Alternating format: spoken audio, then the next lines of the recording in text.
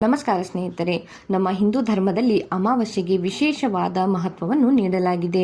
ಈ ದಿನ ಪೂರ್ವಜರಿಗೆ ವಿಶೇಷ ಪೂಜೆಯನ್ನು ಸಲ್ಲಿಸಿ ಪೂರ್ವಜರಿಗೆ ದರ್ಪಣವನ್ನು ಅರ್ಪಿಸಲಾಗುತ್ತದೆ.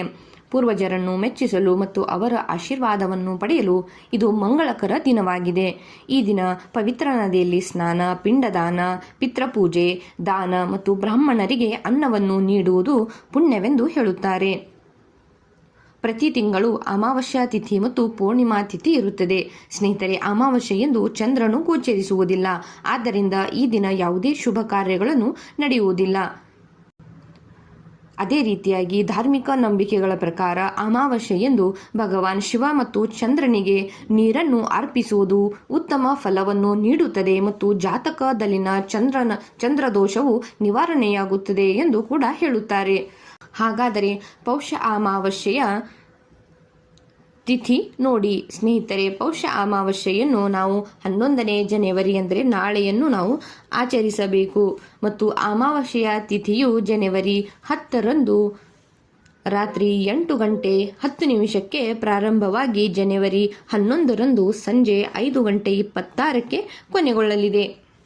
ಸ್ನೇಹಿತರೆ, ಪೌಷ ಅಮಾವಾಸ್ಯೆಯ ಮುಹೂರ್ತವನ್ನು ನೋಡಿ, ಅಂದರೆ ಸ್ನಾನ ಮತ್ತು ದಾನದ ಶುಭ ಮುಹೂರ್ತ.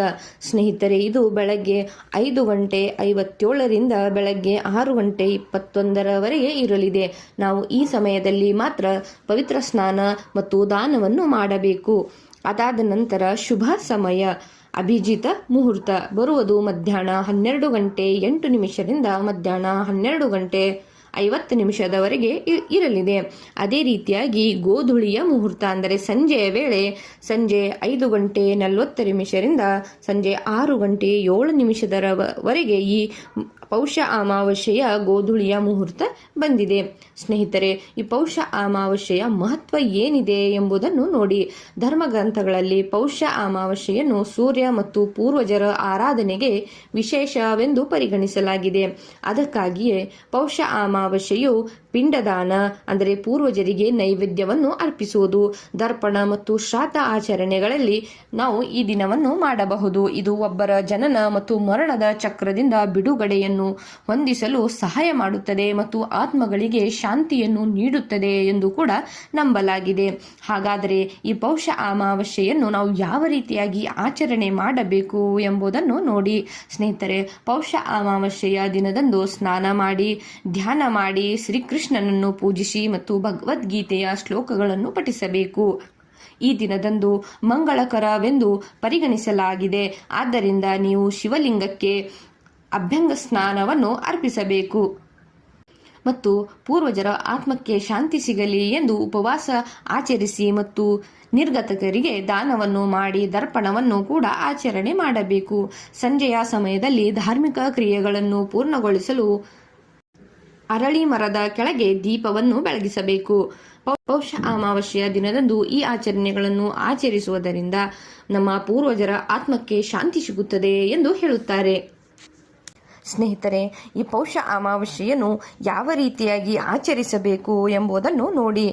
ಪಿತೃದರ್ಪಣವನ್ನು ಮಾಡುವುದರ ಮೂಲಕ ಆಚರಿಸಬೇಕು.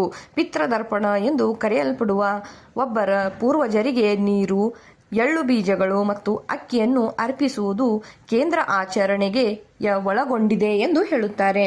ಕೃತಜ್ಞತೆಗಳನ್ನು ವ್ಯಕ್ತಪಡಿಸಲು, ಆಶೀರ್ವಾದವನ್ನು ಪಡೆಯಲು ಮತ್ತು ಅವರ ಆಧ್ಯಾತ್ಮಿಕ ಪ್ರಯಾಣದಲ್ಲಿ ಅಗಲಿದ ಆತ್ಮಗಳಿಗೆ ಸಹಾಯ ಇದು ಮಾಡುತ್ತದೆ. ಮತ್ತು ಪೌಷ ಅಮಾವಾಸ್ಯೆಯ ದಿನದಂದು ಅಗತ್ಯವಿರುವವರಿಗೆ ಆಹಾರ, ಬಟ್ಟೆ ಮತ್ತು ಇತರ ಅಗತ್ಯ ವಸ್ತುಗಳನ್ನು ದಾನ ಮಾಡುವುದು ಮಂಗಳಕರವೆಂದು ಹೇಳುತ್ತಾರೆ. ಅದೇ ರೀತಿಯಾಗಿ ಪವಿತ್ರ ನದಿಗಳಲ್ಲಿ ಸ್ನಾನ ಮಾಡುವುದು ಆತ್ಮವನ್ನು ಶುದ್ಧೀಕರಿಸುತ್ತದೆ ಮತ್ತು ಪಾಪಗಳನ್ನು ತೊಳೆದು ಹಾಕುತ್ತದೆ ಎಂದು ನಂಬಲಾಗಿದೆ.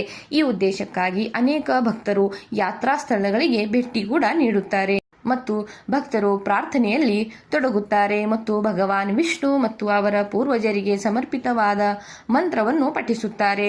ವಿಷ್ಣು ಸಹಸ್ರನಾಮ ಮತ್ತು ಇತರ ಪವಿತ್ರ ಗ್ರಂಥಗಳನ್ನು ಕೂಡ ಇಲ್ಲಿ ಇವರು ಪಠಿಸುತ್ತಾರೆ. ಪೌಷ ಅಮಾವಾಸ್ಯೆಯೆಂದು ಉಪವಾಸ ಮಾಡುವುದು ಸಾಮಾನ್ಯ ಪದ್ಧತಿಯಾಗಿದೆ. ಸ್ನೇಹಿತರೆ, ಕೆಲವು ಭಕ್ತರು ಅಂದರೆ ಕೆಲ ಜನರು ಆಹಾರಗಳನ್ನು ತ್ಯಜಿಸುವುದರ ಮೂಲಕ ಉಪವಾಸವನ್ನು ಆಚರಿಸುತ್ತಾರೆ ಮತ್ತು ದೇವಾಲಯಗಳಿಗೆ ಭೇಟಿ ನೀಡುತ್ತಾರೆ. ಭಗವಾನ್ ವಿಷ್ಣುವಿಗೆ ಸಮರ್ಪಿತವಾದ ದೇವಾಲಯಗಳಿಗೆ ಭೇಟಿ ನೀಡುತ್ತಾರೆ. ಅಂದರೆ ಕೃಷ್ಣ ದೇವಾಲಯಕ್ಕೆ ಹೀಗೆ ಅಥವಾ ದೈವಿಕ ಆಶೀರ್ವಾದವನ್ನು ಪಡೆಯಲು ಮನೆಯಲ್ಲಿ ವಿಶೇಷ ಪೂಜೆಯನ್ನು ಕೂಡ ಮಾಡುತ್ತಾರೆ. ಪೌಷ ಅಮಾವಾಸ್ಯೆಯು ಹಿಂದೂ ಸಂಪ್ರದಾಯದಲ್ಲಿ ಮಹತ್ವದ ಪಾತ್ರವನ್ನು ಹೊಂದಿದೆ. ಧಾರ್ಮಿಕ ಮತ್ತು ಆಧ್ಯಾತ್ಮಿಕ ಮಹತ್ವವನ್ನು ಕೂಡ ಹೊಂದಿದೆ.